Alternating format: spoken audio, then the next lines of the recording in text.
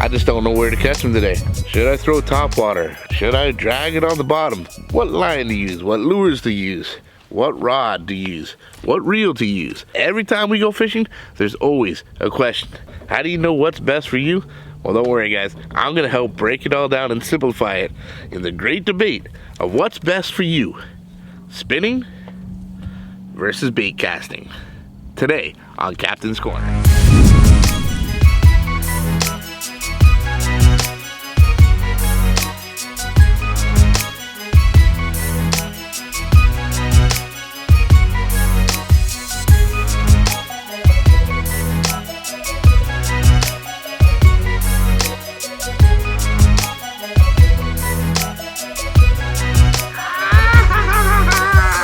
Captain Mikey coming to you from beautiful North Florida for KastKing. Today we're going to tackle the great debate, the big divide that's always been there in the world of fishing. What is the best fishing outfit for you?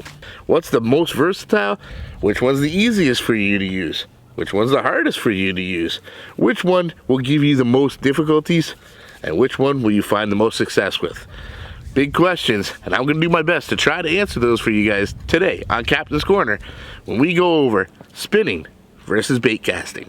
This has been a long debated question. For every 5 guys that say casting equipment is the way to go, I can find 5 more that's going to say spinning equipment is the best way for it to go. Both spinning and bait casting equipment, they both have their advantages and disadvantages, and I'm going to try to break that down for you guys today.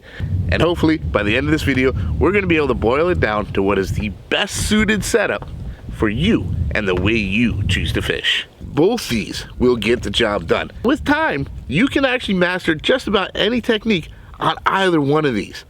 However, each one is going to excel a little better at certain techniques than the other one is. One way or another, they will both catch fish. But it's going to boil down to what you're most comfortable with and more ultimately what you're most confident with. Let's go over each one at a time, talking about the differences of each one, how they work, and why they're going to work better in certain circumstances than they will in others. Now, I've seen a lot of videos out on spinning reels versus bait casting reels, but the truth is, the reel is only a part of the setup. It's also a lot to do with the rod that goes with it. A spinning rod and a casting rod are completely different and they operate differently. So that's something that you really need to take into consideration when you're talking about spinning gear versus bait casting gear. There's your spinning reel. Probably the most common fishing reel out there. An open face spinning reel like this is more widely used than any other reel in the world. The #1 advantage to a spinning reel over anything else is the simplicity and ease of use. One spinning reel can be used in both left or right-handed retrieves, whatever you're most comfortable with. Whereas with casting equipment, it had to buy a right-handed or a left-handed retrieve reel. They don't come in universal reels like a spinning reel does. And on a spinning reel, here you can see the spool. The spool is where all the line is wrapped around, and you have an external bail. The bail is this wire that wraps around here. That's what holds the line taut to the spool. As you crank your reel, the bail spins and it wraps the line around the spool. Very simple to use. And when there is an issue or anything going on with your line itself, you're going to be able to see it because it's right there. Spinning reels definitely excel in certain circumstances like lighter, more finesse, and more sensitive approaches. That's not just because of the reel itself, that's also because of the rods that come with them. Don't get me wrong, I am not saying they're only good for lighter equipment and smaller fish. Some giant, massive fish get targeted regularly with spinning equipment. Tarpon, shark, a whole lot of saltwater species, they use nothing but spinning equipment for a lot of those fish. They are incredibly easy to use. You can put a lot more line on the spool, and they have a much better drag system than most bait casting reels do. And more importantly, they have an audible drag system, so you can actually hear what's going on. I know I'm going to see it in the comments. I am not trying to say that spinning gear is best suited towards light techniques and small fish only. But it does excel at light techniques and small fish over bait casting gear. Now, with that being said, they excel in the lighter, more finesse, and more sensitive techniques for a number of reasons. #1, you can easily cast and handle much lighter lures. When you flip this bail to cast that reel, that line takes very little effort to pull off that spool. Very little. In fact, most of the time, a lot of the time, it'll pull off by itself. So it doesn't take that much weight of a lure or that much effort of a cast to get that line to start peeling off of that spool. Whereas a bait caster, the spool actually has to spin to release that line. As you see, when the line pulls out, it spins that spool, which means it's going to require more force and more weight and more power to physically spin the line off of a bait caster. That is why a bait caster isn't as good with lighter lures as a spinning rod is. It's just simple physics. The number two reason has nothing to do with the reel itself. It has everything to do with the rod. Spinning rods are completely different than bait casting rods. The reel hangs down below. And as you go down, the eyelets also hang down below, a fair distance from the pole. That line runs through, and as the line is taut, it actually pulls on each one of the eyes rather than the blank of the rod itself. Spinning rods also have a softer feel to them than most bait casting rods. A spinning rod doesn't have as much backbone, as much strength as a bait casting rod. The backbone is really in the lower portion right around the reel. The action really comprises the majority of that blank. At least 3/4 to half of that blank has that flex and that power. So it's a much softer, more flexible rod. That allows a lighter lure to be able to get whipped a lot easier. Whereas a bait casting rod has a much stiffer appearance to it. The backbone is much stronger and much bigger. And the action of the rod is much more near the end. Most of the time, only about 1/4 of that rod has the action in it. The rest is a strong, stiff backbone, which makes this much more suited for heavier, stronger, and bigger lures. Trying to cast a light lure with bait casting equipment can be quite difficult. It can be done, but it's going to require a whole lot of fine tuning when it comes to these brake systems in here, and you're really going to have to put a whole lot of effort into it because you have far less whip in the rod.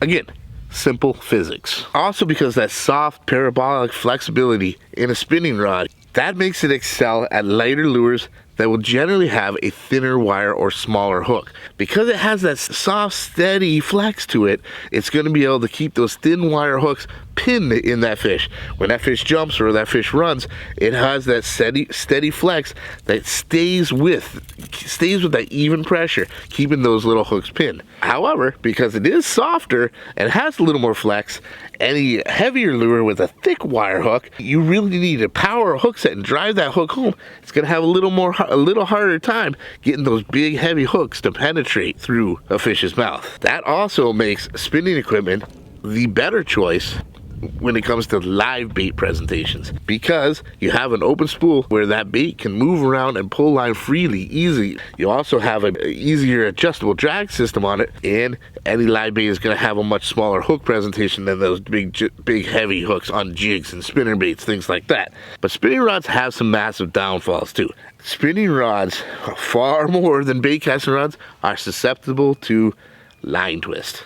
Just the action, the physics of how a spinning reel puts that line back on the spool, as well as the way your lure may be spinning opposite to it, that dreaded line twist is going to give you a bunch of headaches. You do regularly have to maintain a spinning reel, changing line, cutting line, and often get extra cautious using things like swivels and stuff when you're dealing with spinning equipment, because line twist is extremely common. It happens to all of us, and it is going to happen to you. One way or another, it's bound to happen. You can minimize that by using things like braided lines and using monofilament or fluorocarbon as leaders, but it still will get to that point where you are going to have to deal with it when you're talking spinning equipment. Another disadvantage when it comes to spinning equipment, and I know I'm going to hear there's a lot of flack from a lot of you guys about this one, but it's accuracy. Your accuracy is definitely not going to be as great with spinning equipment. Yes, you can practice and master and get really good with it, but it does require more effort to be more accurate with spinning equipment than it does with bait casting equipment. A lot of that has to do with the rods themselves. When you look at it, because of the motion of the spinning reel, that line is a good distance off of that rod most of the way. The first eye is giant, it's big, and it's got a lot of room for that line to move around and spin around, because it has to. You watch that line, it will literally spin in the air as you're casting out there, because it's got a lot more room for movement. A bait caster The design of the reel, that line is very close to the rod. As you go down, the eyes are much smaller on a bait casting rod than they are on a spinning rod. That keeps that line really close, really tight, darn near direct contact with that rod blank at all times. That is going to keep that line and every cast much more accurate, much straighter, and easier to target and aim with, especially when you're talking close and small targets like flipping and pitching. It can be done with spinning equipment. It takes far more effort to be able to get it as accurate as you can do quickly and easily with a bait caster. By far the biggest and greatest advantage to bait casting equipment over spinning equipment is power, speed, and accuracy. Bait casting setup is a much tighter, more controlled approach than spinning rods. That's just the way it is. And I want to use bigger, heavier, bulkier lures and presentations is casting equipment, because the rod is generally a stiffer, stronger, heavier rod. Casting equipment is going to be better suited for your heavy cover situations. But the biggest and most undeniable advantage to casting equipment over spinning equipment is speed.